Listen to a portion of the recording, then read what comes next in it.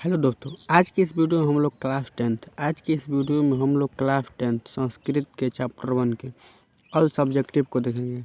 इससे पिछले वीडियो में हम लोगों ने इसके पूरे ऑब्जेक्टिव को देख लिए हैं और इससे पिछले वीडियो में हम लोगों ने इसके पूरे सारांश को पढ़ लिए हैं। अगर आप वो वीडियो नहीं देखे हैं तो जाकर देख लीजिएगा, चैनल पर है। और इन सब का आप PDF लेना चाहते हैं तो मेरे व्हाट्सअप ग्रुप में जुड़ जाइए। वहाँ पर आप सभी लोगों को सभी चैप्टर और सभी सब्जेक्ट का PDF दिया जाएगा। जल्दी से व्हाट्सएप ग्रुप में जुड़ जाइए। चैनल के डिस्क्रिप्शन में लिंक दिया हुआ है और चैनल पर नए हैं तो हमारे चैनल को सब्सक्राइब कर लीजिए, क्योंकि यहाँ पर आप लोगों को 2026 बोर्ड एग्जाम की तैयारी बेहतरीन ढंग से कराई जाएगी। चलिए वीडियो को शुरू करते हैं। देखिए पहला नंबर क्वेश्चन है, उपनिषद का क्या स्वरूप है, पठित पाठ के आधार पर स्पष्ट करें। उपनिषद का स्वरूप क्या है, पठित पाठ के आधार पर स्पष्ट करना है। तो देखिए उत्तर यहाँ से लिखा हुआ है, उपनिषद वैदिक वाङ्मय का अंतिम अंग है। क्या है उपनिषद? तो वैदिक वाङ्मय का अंतिम अंग है। इसमें दर्शन शास्त्र के सिद्धांतों का प्रतिपादन किया गया है। क्या किया गया है? इसमें दर्शन शास्त्र के सिद्धांतों को दिया गया है या प्रतिपादन किया गया है। स्वतंत्र परम पुरुष परमात्मा का गुणगान किया गया है। जो स्वतंत्र हैं परम पुरुष परमात्मा, उनके गुणों का गान किया गया है, यानी गुणगान किया गया है। परमात्मा के द्वारा ही यह संसार व्याप्त और अनुशासित है। यह संसार किसके द्वारा व्यापित है और अनुशासित है? तो परमात्मा के द्वारा। सत्य के प्रकाष्ठा ही ईश्वर का स्वरूप है, मूल रूप है। सत्य की प्रकाष्ठा क्या है? ईश्वर का मूल रूप है। ईश्वर ही सभी तपस्या का परम लक्ष्य है। ईश्वर ही क्या है? कि सभी तपस्याओं का परम लक्ष्य है। तो ये आप लोगों का पहला नंबर क्वेश्चन होगा और बेहद ही आसान भाषा में लिखा गया है। इसे आप लोग याद कर लीजिएगा। ये संस्कृत में 2 नंबर का क्वेश्चन आता है, तो ये 2 नंबर का क्वेश्चन इतना ही बड़ा रहेगा। चलिए अगला नंबर क्वेश्चन देखते हैं। देखिए दूसरा नंबर क्वेश्चन है, आत्मा का स्वरूप क्या है? आत्मा का स्वरूप क्या है, पठित पाठ के आधार पर स्पष्ट करें। आत्मा का स्वरूप क्या है? तो देखिए आंसर यहाँ से लिखा हुआ है उत्तर, कठोपनिषद में। उपनिषद है मंगलम पाठ में कितना है? तो 5 उपनिषद है। उसमें से एक उपनिषद है कौन? तो कठोपनिषद। कठोपनिषद में आत्मा के स्वरूप बड़ा ही अपूर्व विश्लेषण किया गया है। क्या किया गया है? तो बड़ा ही अपूर्व विश्लेषण किया गया है। आत्मा मनुष्य के हृदय रूपी गुफा में अवस्थित है। आत्मा कहाँ है? तो मनुष्य के हृदय रूपी गुफा में अवस्थित है। यह अणु से भी सूक्ष्म है। यह कैसा है? अणु से भी सूक्ष्म है। यह महान से भी महान है। आत्मा क्या है? तो सूक्ष्म से भी सूक्ष्म है और महान से भी महान है। इसका रहस्य समझने वाला सत्य का अन्वेषण करता है। जो इसके रहस्य को समझता है वह सत्य का अन्वेषण करता है। वह शोक रहित होता है, यानी सांसारिक मोह माया से दूर रहता है। तो ये आप लोग का दूसरा नंबर क्वेश्चन हो गया। चलिए तीसरा नंबर क्वेश्चन को हम लोग देखते हैं।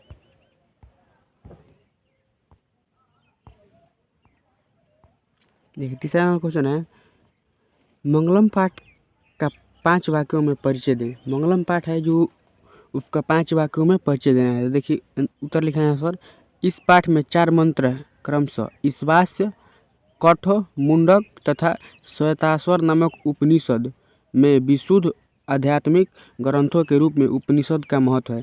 देखिए इसमें 5 मंत्र है, लेकिन जो एक उपनिषद है जो 2 बार लिया गया है। तो ये 4 को यहाँ पर दिया हुआ है, देखिए हो गया। तो इनमें पढ़ने से, यानी उपनिषद को पढ़ने से परम सत्ता के प्रति श्रद्धा उत्पन्न होती है, यानी सत्य के प्रति श्रद्धा उत्पन्न होती है और सत्य के अन्वेषण की प्रवृत्ति होती है तथा आध्यात्मिक खोज की उत्सुकता होती है, यानी आध्यात्मिक खोज यानी धर्म की ओर बढ़ने की उत्सुकता जागरूक होती है। उपनिषद ग्रंथ विभिन्न वेदों का संबंध है। जो उपनिषद है क्या है? वो विभिन्न ग्रंथों का संबंध है। तो तीसरा नंबर क्वेश्चन हो गया। चौथा नंबर क्वेश्चन को हम लोग देखते हैं। देखिए चौथा नंबर क्वेश्चन है, महान लोग संसार रूपी सागर को कैसे पार करते हैं? जो महान लोग होते हैं इस संसार रूपी सागर को कैसे पार करते हैं? देखिए उत्तर देखते हैं से, श्वेताश्वर उपनिषद में ज्ञानी लोग और अज्ञानी लोग में अंतर स्पष्ट करते हुए महर्षि वेद व्यास कहते हैं कि, देखिए श्वेताश्वर उपनिषद है, उसमें महर्षि वेद व्यास ज्ञानी और अज्ञानी लोग में अंतर स्पष्ट करते हुए कहते हैं कि अज्ञानी लोग अंधकार और ज्ञानी लोग ज्ञानी प्रकाश स्वरूप हैं। जो अज्ञानी लोग होते हैं वो अंधकार के स्वरूप होते हैं और जो ज्ञानी लोग होते हैं वो प्रकाश के स्वरूप होते हैं। ये आप लोग समझ गए। महान लोग इसी समझकर मृत्यु को पार कर जाते हैं। और महान लोग क्या करते हैं, इसे ही समझकर मृत्यु को पार कर जाते हैं, क्योंकि संसार रूपी सागर को पार करने का इससे बड़ा अन्य कोई रास्ता नहीं है। ये आप लोग समझ गए। चौथा नंबर क्वेश्चन देखिए, 5 नंबर क्वेश्चन देखते हैं। 5 नंबर क्वेश्चन देखते हैं। क्वेश्चन बहुत आसान और छोटा छोटा है, आप लोगों को समझ में आ रहा होगा। देखिए 5 नंबर क्वेश्चन है, विद्वान पुरुष ब्रह्म को किस प्रकार प्राप्त करता है। जो विद्वान पुरुष होते हैं वो ब्रह्म को किस प्रकार प्राप्त करते हैं। देखिए मुंडको उपनिषद में महर्षि वेद व्यास का कहना है कि, जो मुंडक उपनिषद है उसमें महर्षि वेद व्यास कहते हैं कि जिस प्रकार बहती हुई नदियाँ, क्या कि जिस प्रकार बहती हुई नदियाँ अपने नाम और रूप अर्थात व्यक्तित्व को त्याग कर समुद्र में मिल जाती है, क्या करते हैं तो समुद्र में मिल जाती है, उसी प्रकार महान पुरुष अपने नाम और रूप को, उसी प्रकार क्या करते हैं, महान पुरुष अपने नाम और रूप को अर्थात व्यक्तित्व को अर्थात अहप को त्याग कर ब्रह्म को प्राप्त कर लेते हैं। ये 5 नंबर क्वेश्चन हो गया। इसमें सीधे सीधे बोल देना है, जिस प्रकार नदियाँ नाम और रूप को बहती हुई निरंतर समुद्र में मिल जाती है, उसी प्रकार विद्वान लोग भी अपने नाम और रूप को छोड़कर परम पिता परमेश्वर में विलीन हो जाते हैं। ये हो गया 5 नंबर क्वेश्चन आप लोग का। देखिए 6 नंबर क्वेश्चन देखते हैं। 6 नंबर क्वेश्चन है, मंगलम पाठ के आधार पर सत्य की महत्व का प्रकाश डालें। मंगलम पाठ के आधार पर क्या करना है कि सत्य के महत्व को बताना है। देखिए सत्य की महत्व का वर्णन करते हुए महर्षि वेद व्यास कहते हैं कि, सत्य का प्रकाश डालते हुए महर्षि वेद व्यास कहते हैं कि हमेशा सत्य की ही जीत होती है, हमेशा सत्य की ही जीत होती है। मिथ्या अर्थात असत्य की कदापि नहीं जीतता। जो असत्य है वह कभी नहीं जीतता है। देखिए सत्य से ही देवलोक का रास्ता प्रशस्त होता है, या सत्य से ही देवलोक की रास्ता खुलता है। मोक्ष प्राप्त करने वाले ऋषि लोग हैं, वह सत्य को प्राप्त करने के लिए देवलोक जाते हैं। सत्य के प्राप्त करने के लिए कहाँ जाते हैं, देवलोक जाते हैं, क्योंकि देवलोक सत्य का खजाना है। सत्य का खजाना कहाँ है, तो देवलोक में है। ये आप लोग का 6 नंबर क्वेश्चन हो गया। ये 7 नंबर क्वेश्चन देखते हैं।